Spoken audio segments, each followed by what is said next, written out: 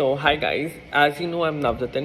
मैं कनाडा में एक रियल एस्टेट एजेंट हूँ जिसको $100,000 या फिर अराउंड 80-90 लैक्स का स्कैम हुआ है टोरंटो में। एंड मैं कनाडा छोड़ के दुबई और दिल्ली की रियल एस्टेट में पिवट कर रहा हूँ, तो I am super excited about it.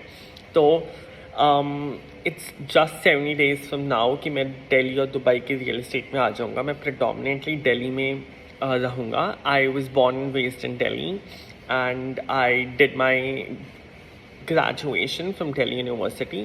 तो I'm excited, but I'm gonna take you through my journey. अगर हम मेरी previous videos देखें तो आपको पता लगेगा कि what all I have done, what all I'm doing, and I would also suggest you guys कि आप लोग एक बार मेरा channel subscribe करें, क्योंकि I'm gonna be talking a lot about Canada, Canadian real estate, India, Dubai real estate, Gurgaon real estate. तो I am just gonna take you guys through my day.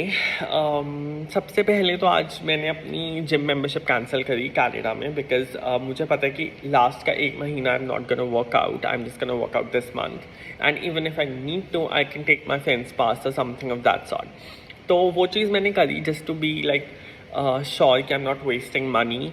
उसके बाद there are a few things that I want to talk about, जिससे आप Canada में scam नहीं हो सकते, क्योंकि मेरे पास बहुत सारे मैसेजेस आ रखे हैं कि कनाडा में स्कैम कैसे होते हैं ये वो। तो अगर आप एक सेल्फ एम्प्लॉयड इंडिविजुअल हो, विच मीन्स कि आप रियल एस्टेट एजेंट हो, इंश्योरेंस एजेंट हो, कार सेल्स एजेंट हो, कुछ भी हो, पहली चीज़ जो आपको नहीं करनी है, अपने एम्प्लॉयर पे ब्लाइंड ट्रस्ट, स्पेशली अगर वो इंडियन हो। मेरी लाइफ का पहला इंडियन एम्प्लॉयर जिससे मेरा काटा है, और वो भी बहुत गंदा काटा है।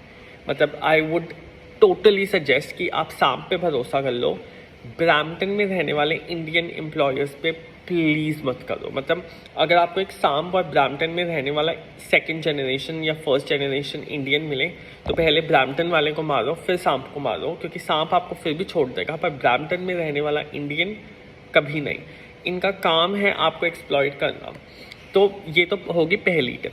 दूसरी टिप ये है कि आपको अपने कॉन्ट्रैक्ट को ढंग से पढ़ना है। इनकी एक ट्रिक होती है कि ये 40 पेज का कॉन्ट्रैक्ट आपके मुंह पे ला के रख देंगे और आपको बोलेंगे कि अभी के अभी ही साइन करो, साइन करो, साइन करो। और फिर ये करेंगे क्या, बेसिकली मैं आपको दिखाता हूँ।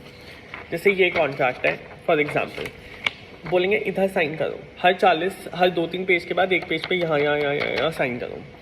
और जिस जगह पे आप साइन करोगे उसके आसपास सब कुछ अच्छा होगा, बट बीच में फालतू के कॉन्ट्रैक्ट्स होंगे कि रेजिग्नेशन पे $4,000 आपको देने पड़ेंगे। ठीक है, अगर आपने रिज़ाइन किया।